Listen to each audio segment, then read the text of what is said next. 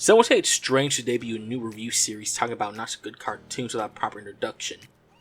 Welcome to Animation Annihilation. We'll be discussing cartoons that didn't do good for, various reasons. To start off, I'm gonna go slightly easy before diving into the deep end of bad animated movies and shows. And I feel I have something that's not only the best way to fit that, but also give the last minute Black History Month tie-in it deserves. And while we have plenty of movies and shows to watch during Black History Month, we don't have plenty of cartoons to watch during the month. So I really had to search for something that I've never seen before that can tie in perfectly for Black History Month. And I think I found it with Our Friend Martin, a 1999 direct-to-video movie that tells the story of what happens when two friends go back in time to learn about Martin Luther King Jr., and as usual with time travel, they change the past, which leads to a different future. Now, it sounds basic enough, except how this movie does it is batshit crazy. There are plenty of choices that this movie makes that makes me wonder if they knew what they were doing, or got blinded by their attempt to not look at the big picture of it all. It's also crazy to think that for a direct-to-video movie, they got some pretty decent black talent in their voices. You know, talent like Whoopi Goldberg, Samuel L. Jackson, Oprah Winfrey, James Earl Jones. And I'm just going to stop right there, because any black actor you know from the 80s or 90s is most likely going to be in this movie. And with a cast like this, it's no wonder Deke was in charge of the animation. The production ran out of money, so they had to go with a cheaper option. This movie already has a lot going on for itself, and we're not even watching it yet. So, let's not waste any time. This is Our Friend Martin. Our movie begins with our protagonist Miles. He's a baseball nut that keeps falling behind on his grades. That's all you need to know about him. He's told by his mother that he needs to improve his grades so he can keep playing baseball. As he walks to school, he encounters Kyle, who I guess is trying to come off as the bully, but doesn't do as much as they could have done to make him more of an antagonist. But hey, props to the movie for not putting the obvious card they could have done and make him a racist. So we get to the school where we see Miles' friend Randy, who comes off like the most refined valley dude, but with a heavy southern drawl that make Forrest Gump sound normal by comparison. We also see Maria, they're that Tina friend and possible love interest for Miles. I don't really know or care because this movie obviously doesn't know or care. Their teacher, Mrs. Clark, but also nicknamed Sunshine, voiced by Susan Sarandon, informs Miles what we already know from the mother, that he needs to improve his grades or repeat the 6th grade, starting with the project on Martin Luther King Jr. So the entire class goes on a field trip to the Martin Luther King Jr. Museum, which is also his house, where they encounter a tour guide played by Whoopi Goldberg. As the students travel around, Miles and Randy sees a baseball glove and baseball in Martin's room. They proceed to break the rules and enter the room, only to be stopped by the tour guide, who tells them it will be a secret between them, and sets up the obvious MacGuffin for the movie. But when Miles picks up the baseball glove, both he and Randy are transported away via very dated, even by 90s standards, special effects. They are then thrown into an open field where they come across a young Martin Luther King Jr. who invites them to play baseball with 2 white kids. We then get a short but effective montage that shows that fun can be had by different people with common interests. But then soon the reality of the time walks in when the 2 white boys' mom comes in to break it up. And they seriously don't hold back here. If your daddy catches you, he'll tan your hides and give me all kinds of heck to boot. Your husband would get burnt over this? Man, tell him to get a life. Mind your tongue, you little uppity colored brat. Oh, you think that's enough? How about this? I suggest you leave them Negroes alone, or the only hanging you'll be doing with them is from a tree. To young kids watching this, they probably have no idea what that means, but to the adults who are watching this, they'll actually be taken aback by how real this gets, which is some of the praise I can give the movie. The movie doesn't hold back, it actually takes time to explain these real-world issues of the time, but they do to where they're not overtly showcasing or exploiting it. It was just like that, and was horrible. Soon after, Martin explains to them what hate is, to where Miles gives this response. Well, if she hates me, I'll hate her back. Own it. I hate you. I hate you. I don't even know you, and I hate your guts. I hope all the bad things in life happen to you and nobody else but you. No. I mean, as funny as that was, that's not what happens. Except, Martin explains to them that the only way to conquer hate and fear is love. After Martin leaves, Miles and Randy are transported again on a train. Excellent.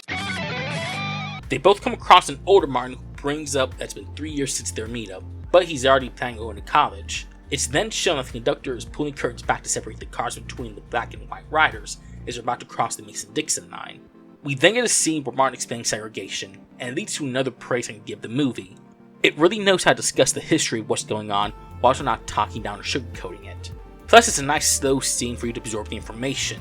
Martin then invites Miles and Randy to his home for dinner, where they meet Martin's father, played by James Earl Jones, in one scene. But damn it, he owns this scene. And this one scene makes up for his few he was in for Soul Man.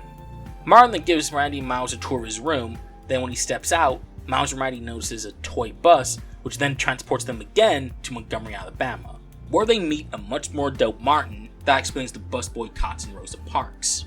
But soon he gets word from his friend, voiced by Samuel L. Jackson, that his home was attacked. And when the crowd that gathers in front want to get even with just as equal violence, Martin talks them down with Gotti as an example of being non-violent. Miles and Randy look on, and as they near on a cop car, the cop car transports them to, without a doubt, one of the most raw parts of the movie. Buckle up. So they arrive now at the Birmingham riots of 1963, where the cops are about to clash with the protesters. And I gotta tell you right now, I did not edit this. This is how it's shown in the movie.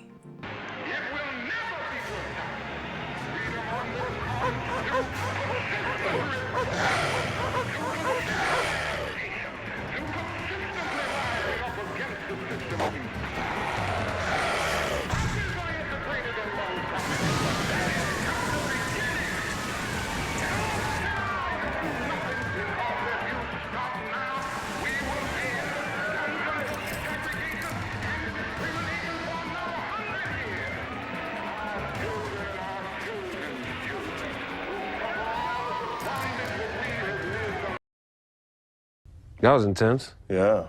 So after all of that, Miles and Randy return to their time with a new understanding of Martin Luther King Jr. In class, their teacher shows a video about the works Martin has done and... oh god. Okay, let's talk about this. So throughout the movie, we have scenes that incorporate live action photos or footage with key people and world events. While on paper it can work, it has to work in short successions and not go overboard. It also helps that the live action footage and photos can be integrated in a smart way and not be too out of place. But for this movie, not only does it feel out of place, it's also comical with how out of place it can be. I can understand for the actual footage of it, but could you at least redraw these iconic photos? And with this scene of Miles and Randy in real life footage of these protests, it just looks weird, awkward, and comes off as off-putting. Just, you didn't have to do this. Anyway, seeing Miles and Randy in this footage obviously catches Marie's attention, and with Kyle's help, they try to figure out what Miles and Randy are up to.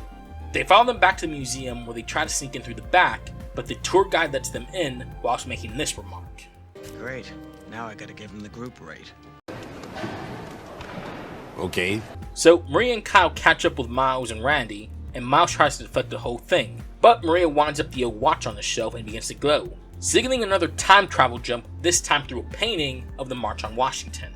This time, all four of them travel where they encounter Martin again, about to give his famous I Have a Dream speech.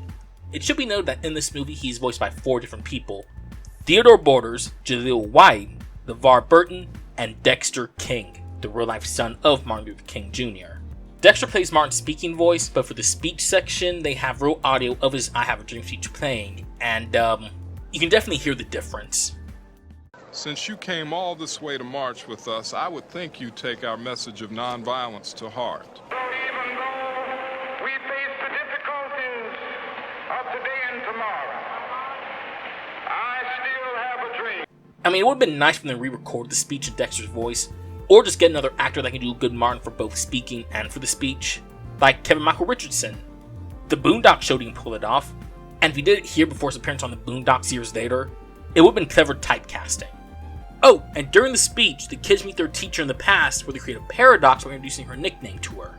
I think it's pretty clear this movie doesn't care about the rules of time travel. So the four of them travel back to the present, where they learn the unfortunate truth that Martin was assassinated. Now, I know things are different here in the movie where they just found out that he was killed, but I just want you to know that when I was in first grade, when we were taught about Martin Luther King Jr., they didn't skip over his death or how he died. I knew about Martin Luther King Jr.'s death in the same time frame of me believing in Santa Claus. I don't know, I guess it shows our public school system's pretty fucked. So Miles and the rest of them decide to go back in time to save Martin from his fate. But this has a huge consequence to it. How so, you may ask?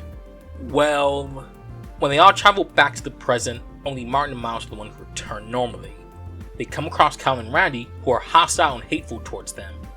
Martin and Miles decide to catch the bus to school, but the bus drivers don't let them on board, so they walk, while this happens in the background. Like I said, incredibly awkward. They then arrive at their school, now called Robert E. Lee Middle School, and discover it's a whites-only school. Because without Martin, there will be no Brown v. the Board of Wait, Brown v. the Board of Education was its own separate thing with no connection to Martin Luther King Jr.? Now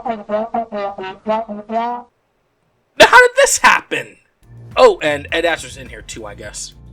Well, Mr. Harris, I tried. You're a stupid woman.